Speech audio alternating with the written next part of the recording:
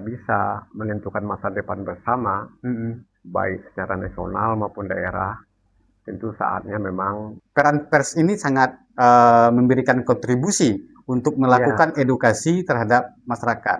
ya. Nah, selain Pak, selain melalui informasi media, Tapi bukan berarti kita menunggu dulu seluruh prasarat untuk sebuah proses demokrasi yang berkualitas itu terpenuhi semuanya gitu kan ya. betul betul. Saya pikir kita memang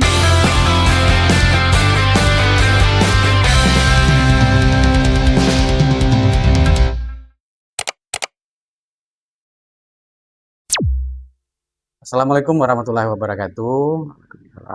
Sahabat Bawaslu, hari ini kita berjumpa lagi dalam podcast Bawaslu sebagai podcast on the spot yang tentu pada sahabat Bawaslu pada hari ini narasumber kita Pak Zul Effendi yang pada hari ini telah berkenan dan bersedia waktunya dan termasuk tempatnya sekali. Selamat sore Pak. selamat sore Pak Ya, Ji. apa Ya, kabar? alhamdulillah Sehat ya sehat Pak ya. ya. Ya. Kesempatan hari ini kita diberikan kesempatan untuk berjumpa bersama Pak Zul. Pada hari ini Pak Zul, Ya. di hari ulang tahun Bawaslu RI yang ke-18. 18 ya. Tentu dengan usia ke-18 tentu sudah memasuki usia yang cukup matang dalam lembaga pengawasan pemilu di Republik Indonesia. Pak Zul ini adalah seorang tokoh jurnalis senior yang tak asing lagi. Dan pada hari ini Pak Zul sebagai pimpinan umum harian Haluan. Ya. Dan satu lagi Pak Zul juga dipercaya sebagai Ketua Dewan Kehormatan Provinsi PWI Sumatera Barat dengan periode 2022 sampai 2027. Pada hari ini Bawaslu mencoba membangun komunikasi di setiap lini, baik itu kelembagaan pemerintahan maupun kelembagaan publik lainnya. Dan salah satu adalah partner yang terbaik Bawaslu itu adalah dari pers. Pers sangat berperan dalam membantu perjalanan pengawasan Bawaslu dalam pengawasan pemilu.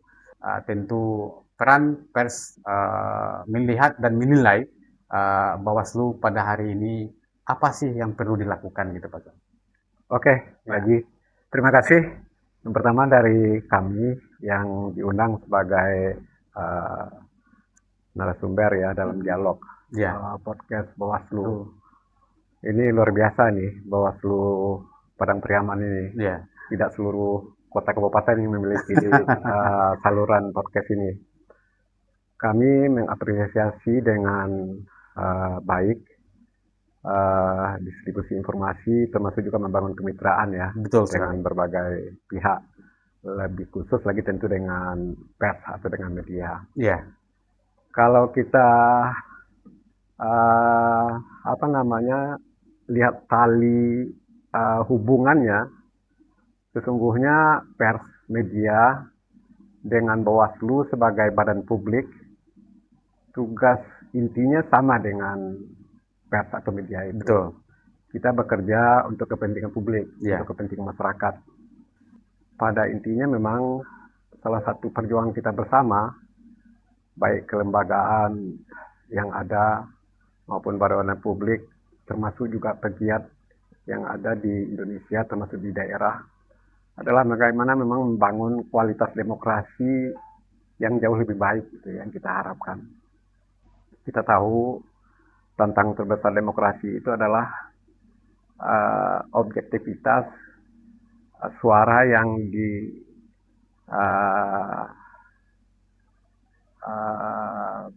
oleh rakyat untuk memilih baik itu pemimpin di legislatif maupun di eksekutif, yang memang benar-benar memperjuangkan kepentingan publik, kepentingan rakyat.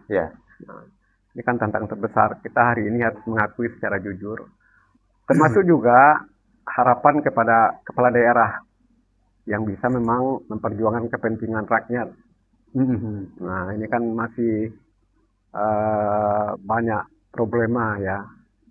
Harapan yang tidak sampai ditambah lagi dengan berbagai kasus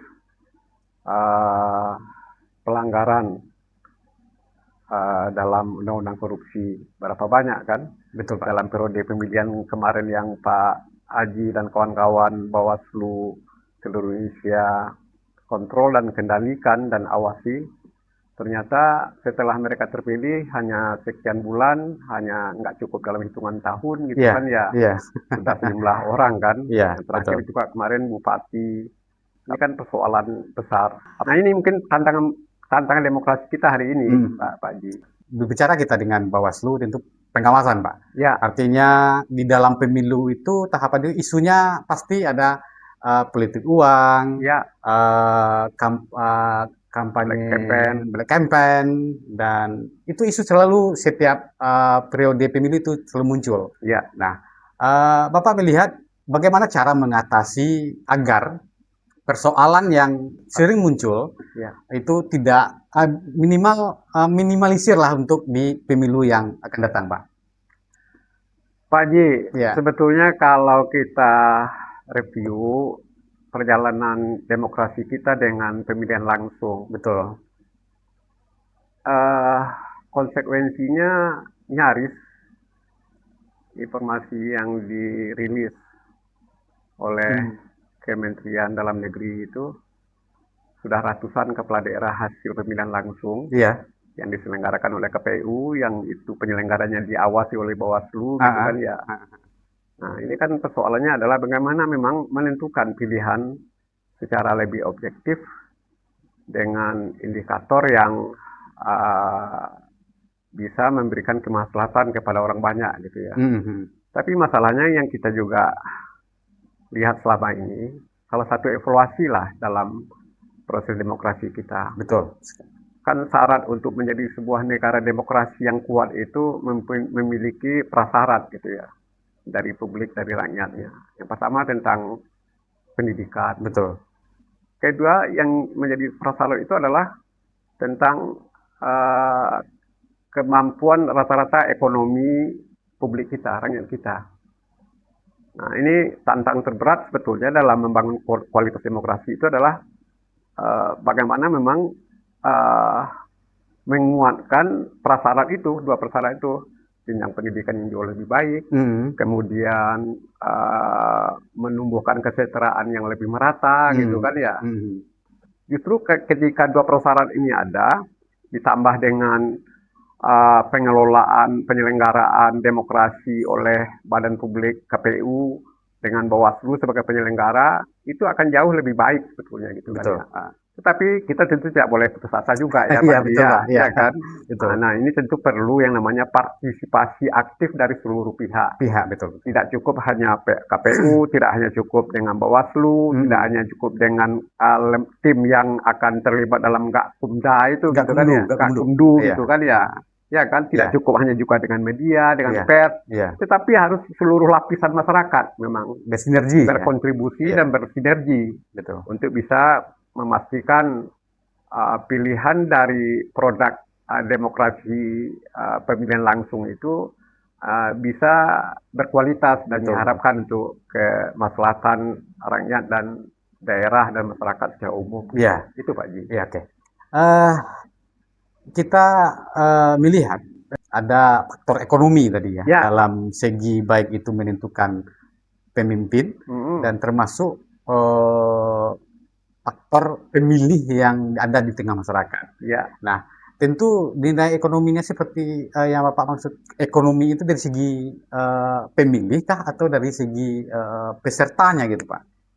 Iya, kalau itu tali temali sebetulnya pemilih, ya memang itu yang dibutuhkannya, manapun dan kapanpun. Kita kan menyaksikan secara langsung gitu. Contohnya seperti yang kita diskusikan tadi itu.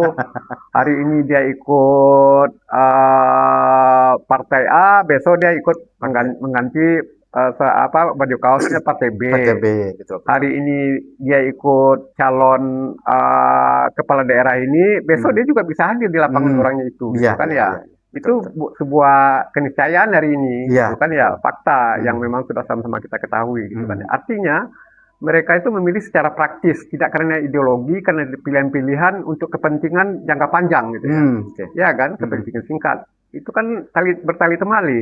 Karena memang ekonominya rapuh, rentan gitu kan Iya. ya, digoda dengan uang 50.000, 100.000, ya mereka hadir kemanapun gitu Oke, kan ya. iya. Ya kan? Tugas dari Bawaslu untuk Iya, melihat potensi politik uang itu uh, tumbuh subur di ya, tengah masyarakat, itu yang harus dicegah sebenarnya, Pak. iya, Tentu kita butuh peran-peran banyak berbagai pihak. ya, Nah, berbicara tentang berbanyak pihak itu, salah satu Pak Zul pada hari ini salah satu juga pimpinan media media, ya, di Harian Haluan dan juga Ketua Dewan Kehormatan Provinsi PWI Sumatera Barat. ya, Nah, tentu peran pers ini sangat memberikan kontribusi untuk ya, melakukan edukasi terhadap masyarakat.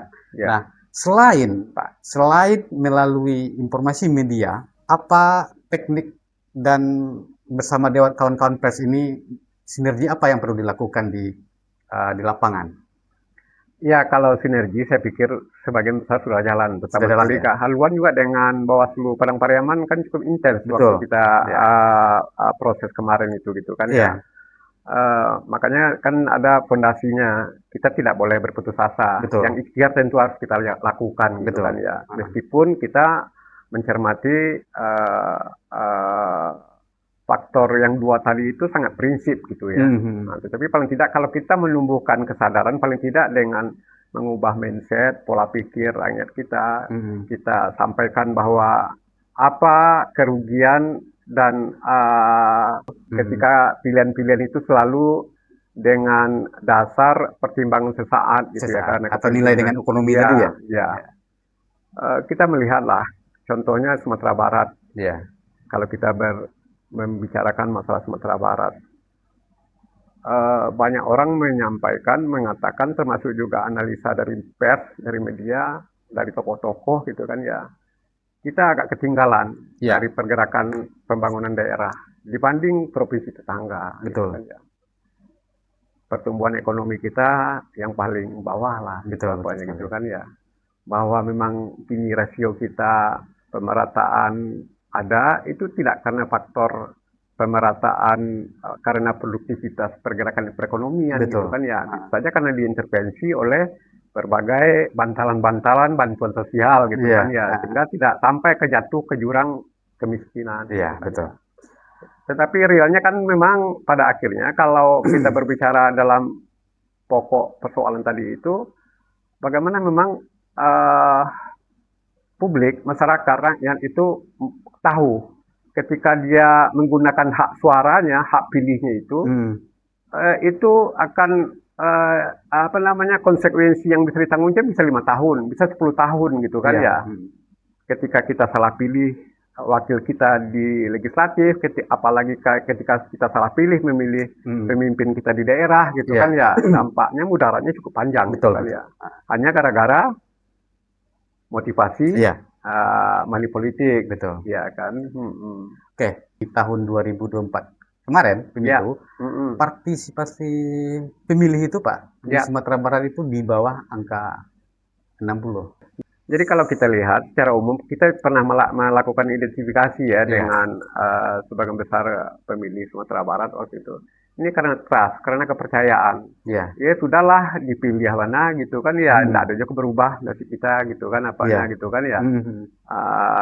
Apa repot-repot gitu kan ya. Betul. Jadi orang-orang yang memilih itu sebagian besar memang yang ada karena kesadaran, tetapi kan karena pilihan, karena logika realistis kan persentasenya kecil Pak Haji. Betul. Ya kan? Ya. Kemudian karena memang pendukung lingkar yang mendukung, apakah itu calon legislatif apalagi kepala daerah gitu kan ya. Mau tidak mau mereka harus aktif gitu kan ya. Ya kan? Termasuk yang paling itu yang telak itu justru kan di perkotaan. Ketika pemilih-pemilih kritis gitu kan ya kan, analisisnya ini sia-sia aja, percuma aja nih apanya gitu kan ya. Jadi saya pikir ini memang upaya masif yang harus dilakukan secara bersama-sama. Kalau kita menyampaikan itu dengan kondisi 2024 gitu kan ya dibanding 2 periode sebelumnya ya. Betul. Terjadi penurunan kan Pak Penurunan, Haji? Ya. Apalagi kalau untuk Sumatera Barat itu kan kompetisinya nggak terlalu sengit gitu kan ya. Iya kan, 2 Betul. pasang. Baik, sahabat Bawaslu, pada hari ini cukup cukup semangat juga kita dengan Pak Zul karena dari segi kacamata Dewan Kehormatan PWI yang ada di Sumatera Barat. Nah, pandangan Bapak sebagai insan pers, apakah penyebab penurunan partisipasi pemilih ini tahapan itu singkat bagi penyelenggara? Contohnya salah satu bagi kami di Bawaslu, jadi evaluasi bagi kita sebagai penyelenggara, Pak. Kalau kita lihat Pak Haji, dua-duanya punya andil gitu Iya. ya. Tetapi tidak mutlak memang itu karena prosedural dari penyelenggara gitu ya. Seperti yang saya sampaikan tadi, ini kan persoalan sikap yang sudah terbangun oleh publik, oleh rakyat, oleh pemilih gitu ya. Betul. Nah, saya pikir ini mungkin poin yang harus disentuh oleh seluruh pihak kalau kita mau mendorong partisipasi jauh lebih banyak. Betul gitu. sekali. Demokrasi yang berkualitas itu harus kita perjuangkan, ya gitu ya. Ya, Tapi betul. bukan berarti kita menunggu dulu seluruh prasyarat untuk sebuah proses demokrasi yang berkualitas itu terpenuhi semuanya gitu kan ya. Betul. Saya pikir kita memang harus menjadi orang-orang yang tetap berikhtiar Ya. mengupayakan kebaikan demi kebaikan dalam proses demokrasi kita, Pak Haji. Baik, sebagai closing dari Pak Zul pada pertemuan kita pada hari ini, kita minta salah satu closing Pak terkait pandangan dan harapan kepada seluruh lapisan masyarakat agar bagaimana pesta demokrasi pemilihan umum dan pilkada ini selalu mendapat partisipasi yang tinggi ke depannya. Apa harapan Bapak kepada seluruh masyarakat bahwa melalui pemilu ini adalah harapan utama yang akan diharapkan kepada calon pemimpin daerah untuk memajukan daerah ke depan? Iya. Ya, pemilu kan sebuah wadah untuk menjalankan kedaulatan rakyat. Betul. Sebagai sebuah negara demokrasi dari rakyat untuk rakyat, oleh rakyat, oleh rakyat untuk rakyat. Betul. Nah, jadi ini basis sebetulnya pemahaman. Kalau ini dipahami bahwa memang secara wadah itu kita bisa menentukan masa depan bersama, baik secara nasional maupun daerah, tentu saatnya memang kesadaran untuk aktif dalam demokrasi ini harus kita dorong bersama-sama. Menjaga nilai-nilai yang perlu dijaga. Tentu dengan ya memperhatikan dua faktor tadi, persoalan betapa labilnya, betapa tidak punya prinsipnya mayoritas pemilih kita karena kepentingan-kepentingan sesaat. Betul sekali. Kita kan sudah berulang kali, kalau ini demokrasi langsung kita ini sudah kali yang ketiga, keempat itu kan. Betul, Pak. Ya kan sejak zaman Orde Baru itu kan. Kita kan melihat plus minus lebih banyak yang minusnya gitu ya. Iya. Ya kan, perkara yang muncul ke ranah hukum begitu besar dan tinggi gitu kan ya. Kemudian kemacetan termasuk angka korupsi yang bertaburan di mana-mana gitu kan ya. Ini saya pikir ini kan karena dampak dari pemilihan langsung yang berbiaya tinggi. Betul. Baik itu oleh peserta pemilu legislatif, apalagi pemilu kada gitu kan ya. Puluhan miliar minimal itu sudah menjadi rahasia umum gitu kan ya. Betul.